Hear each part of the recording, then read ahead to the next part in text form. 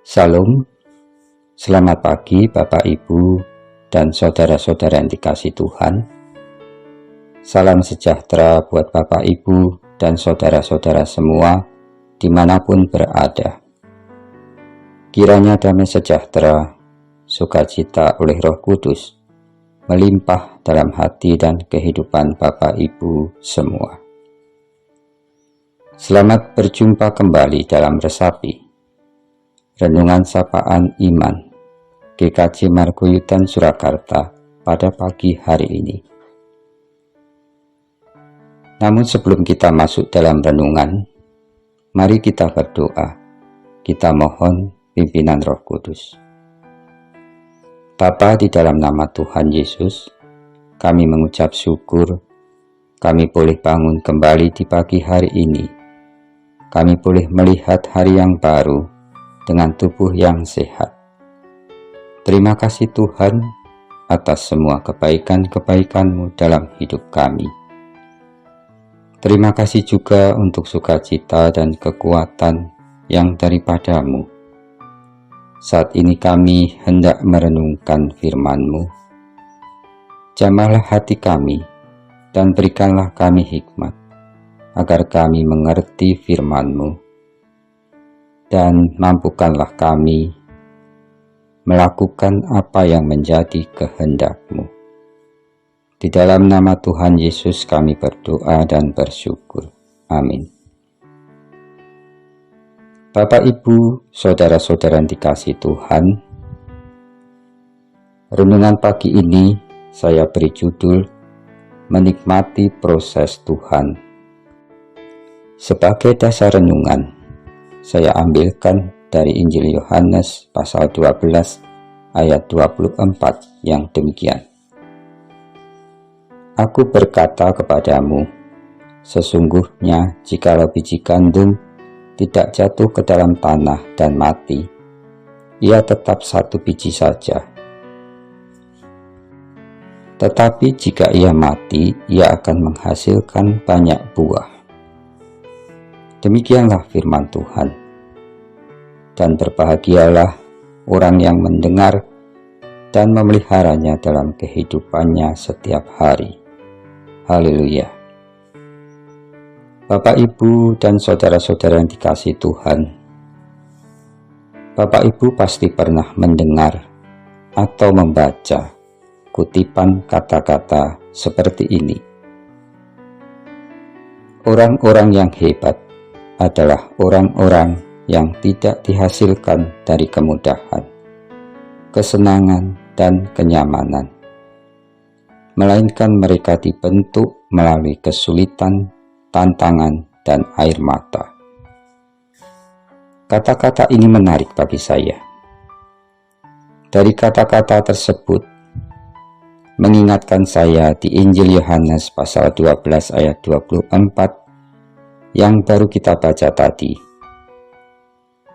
Di dalam ayat itu, Tuhan Yesus mengibaratkan hidup manusia seperti halnya biji gandum.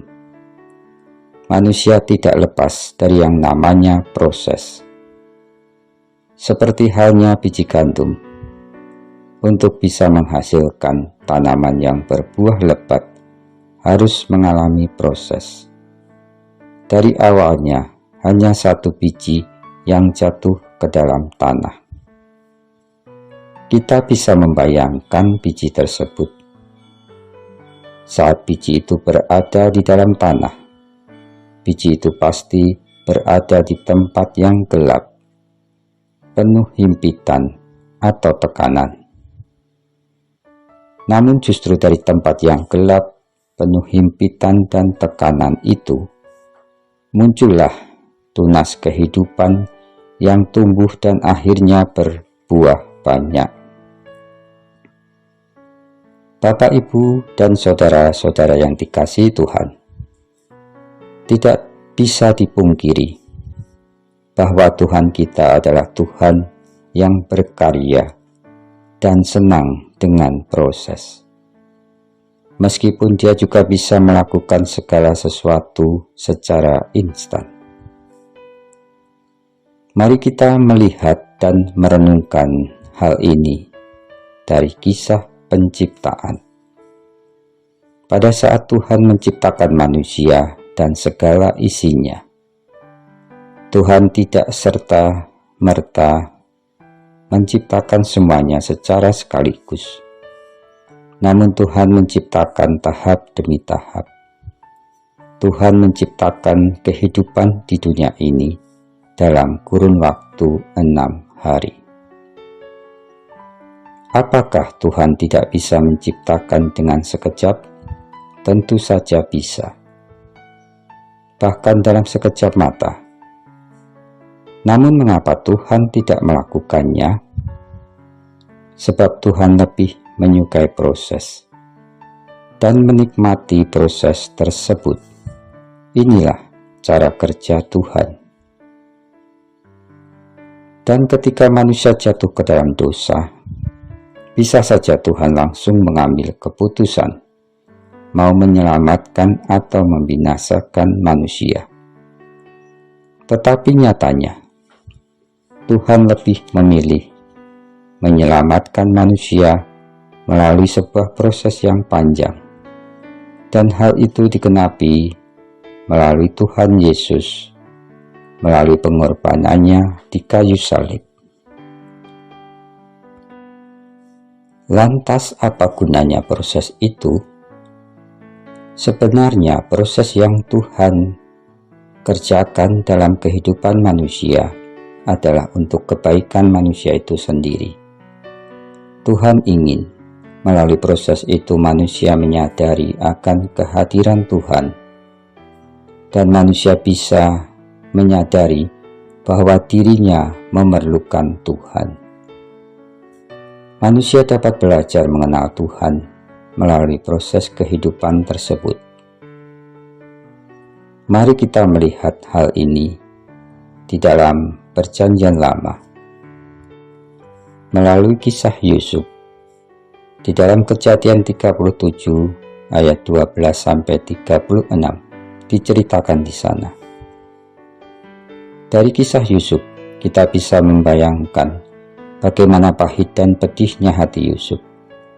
Diawali ketika kedatangannya disambut oleh saudara-saudaranya dengan menanggalkan jubah maha indah yang dipakai Yusuf. Dan kemudian ia dilemparkan ke dalam sumur yang kosong dan gelap.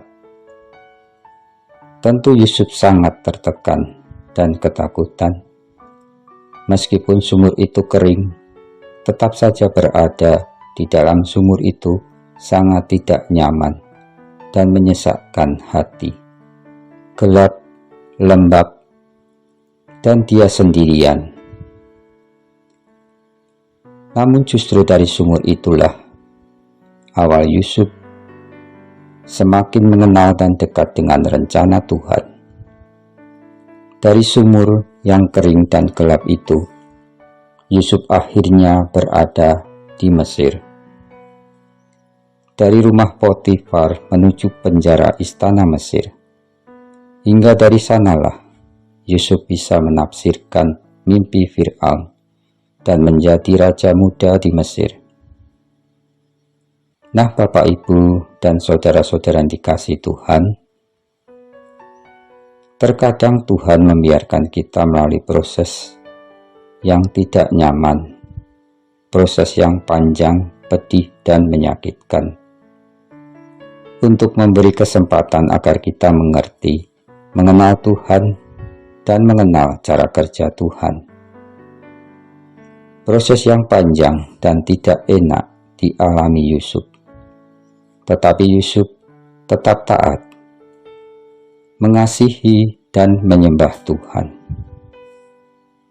Bapak, Ibu, dan saudara-saudara yang dikasihi Tuhan, bisa jadi saat ini kita mengalami keadaan yang gelap, penuh himpitan, tekanan.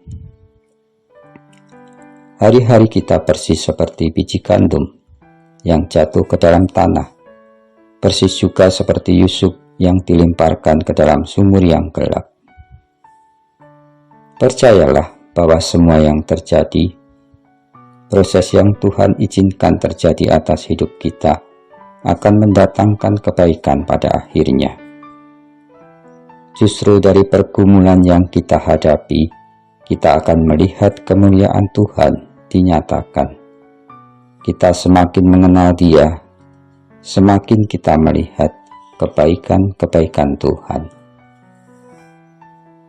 Dan mungkin juga apa yang kita alami pada hari-hari ini adalah peringatan Tuhan bagi kita. Kita diingatkan melalui sebuah proses agar kita bertobat dan kembali ke jalannya. Bapak, Ibu, dan saudara-saudara yang dikasihi Tuhan, yang harus kita percaya adalah sekalipun kita berada di sumur yang gelap, sesungguhnya kita tidak pernah dibiarkan sendiri. Tuhan menyertai di sepanjang perjalanan hidup kita. Tuhan memberikan kekuatan dan kesanggupan untuk kita bertahan di dalam situasi yang sesulit apapun, ibarat kita berada di dalam sumur yang gelap. Sampai janji Tuhan digenapi di dalam hidup kita. Percayalah, segala sesuatu indah pada waktunya. Dan kuncinya hanya satu. Tetap ikuti proses itu bersama Tuhan. Belajarlah terus taat pada perintah-Nya, sampai kita melihat pelangi kasih Tuhan dinyatakan. Tetaplah berproses, Tuhan memberkati. Amin.